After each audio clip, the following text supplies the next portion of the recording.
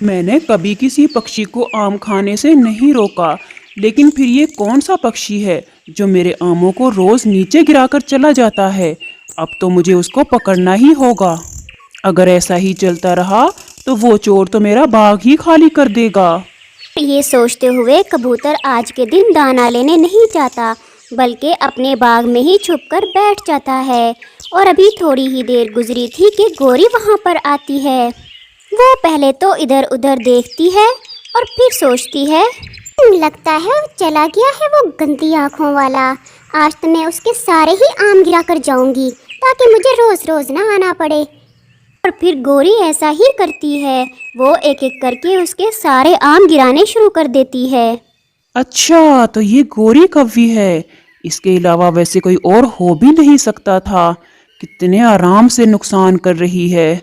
मैं इसको जाके अभी ठीक करता हूँ। ऐसा सबक सिखाऊंगा कि दोबारा मेरे बाग की तरफ मुंह नहीं करेगी। उधर ये सोचते हुए अपनी लाठी लेकर आता है गोरी की तरफ।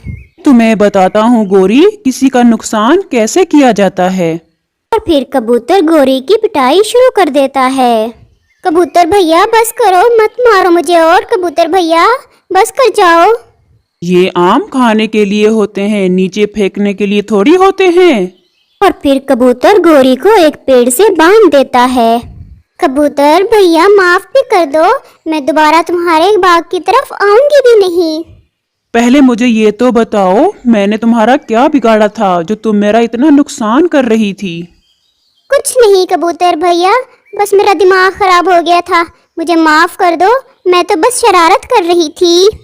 इतनी देर में वहाँ पर कालू कौवा भी आ जाता है। अच्छा हुआ कालू तुम भी आ गए। जरा अपनी पत्नी से पूछो, हर रोज मेरे आम खाकर भी जाती है, चोरी भी करती है और फिर नीचे भी गिरा कर जाती है।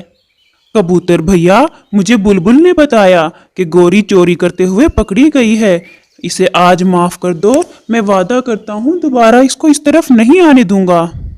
और फिर कबूतर कालू कौवे के कहने पर गोरी को छोड़ देता है। और फिर कालू कौवा और गोरी वहाँ से वापस आ जाते हैं।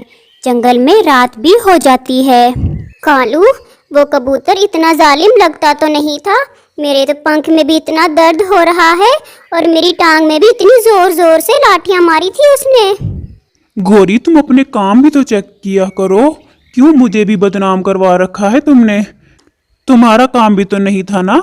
एक तो आम खाती हो उसके और फिर उसके आमों को नीचे भी गिरा देती हो। तो मेरा नाम भी गोरी है। इतनी आराम से तो मैं अपनी ये बेइज्जती बर्दाश्त नहीं करूंगी। मैं उससे देखना ये पूरा बाग ही छीन कर रहूंगी। उस गंदी आंखों वाले ने बहुत मारा है ना आज मुझे। अब बस तुम देखते रहो मैं क्या करती हूँ। दूसरे दिन गोरी अपनी एक सहेली लूसी कबूतरी के पास जाती है। लूसी सहेली, कैसी हो? मैं तो ठीक हूँ सहेली। आज तुम्हारा दिल कैसे किया? मेरी तरफ बहुत दिनों बाद आई हो, क्या हुआ है? लूसी, तुम मेरी बचपन की सहेली हो। आज मुझे तुम्हारी मदद की ज़रूरत है।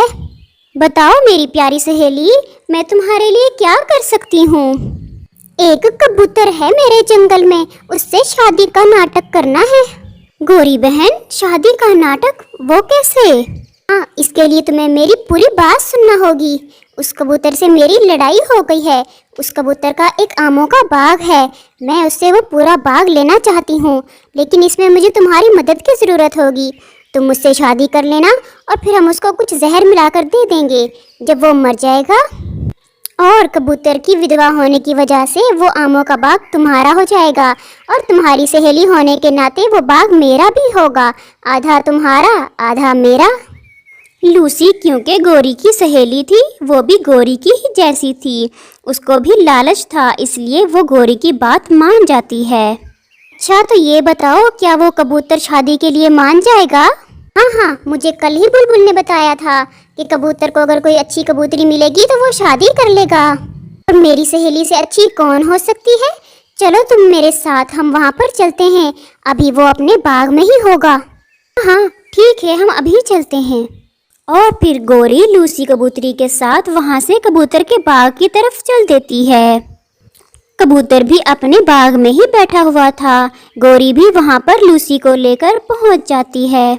कबूतर भैया, मुझे अपनी गलती का कल बहुत ज़्यादा एहसास हुआ था। मेरी गलती थी जो मैं आपके आमों को बर्बाद कर रही थी और मुझे बहुत शर्मिंदगी है।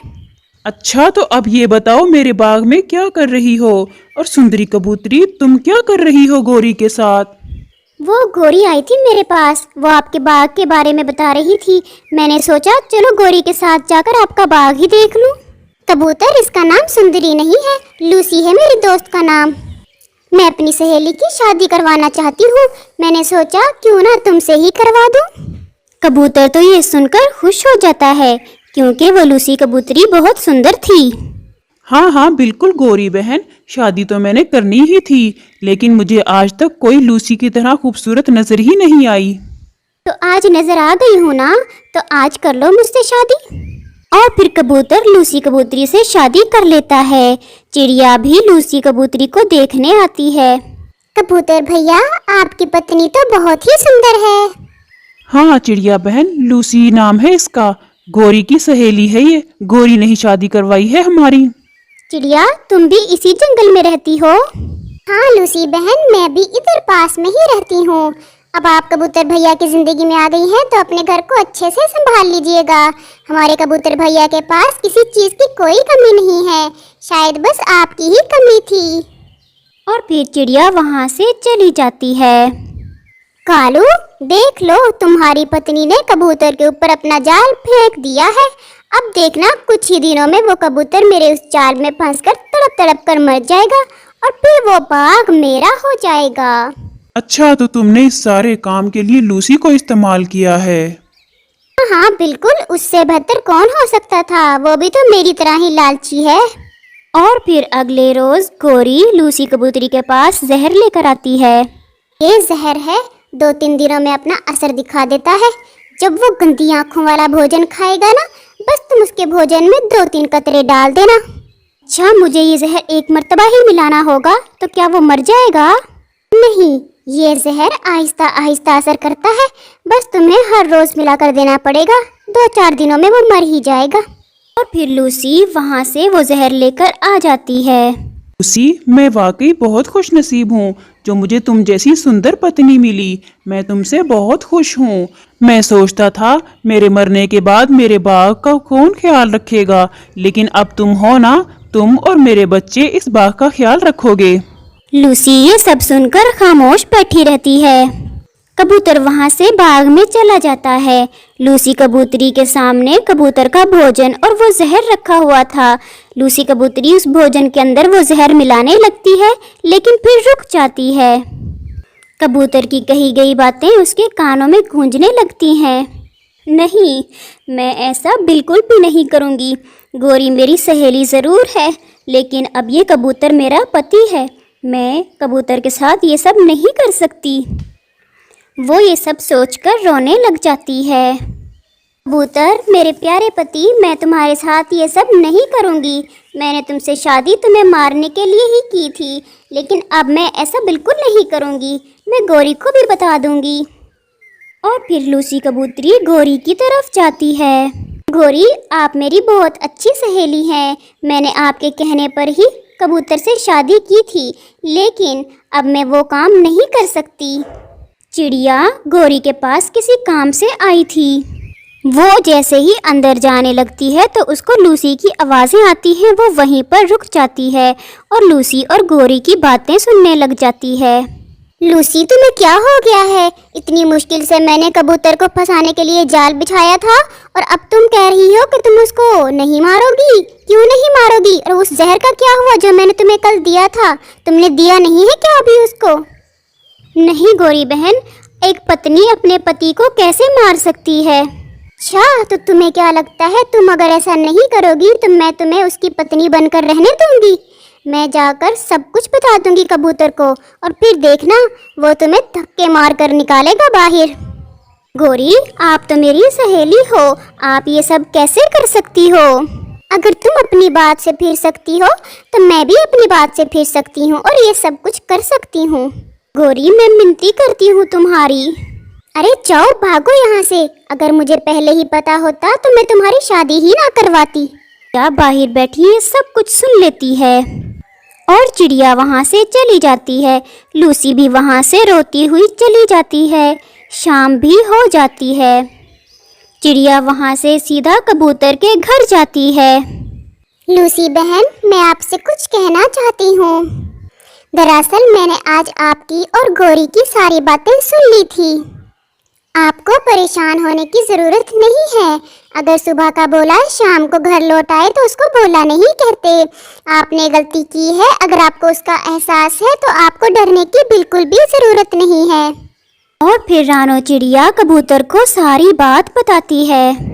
लूसी, तुम मेरी पत्नी हो, तुम ये बात क्यों भूल गई थी? जब तुम मेरी पत्नी हो तो मेरे बाद या मेरे होते हुए वो बाग तो तुम्हारा ही है।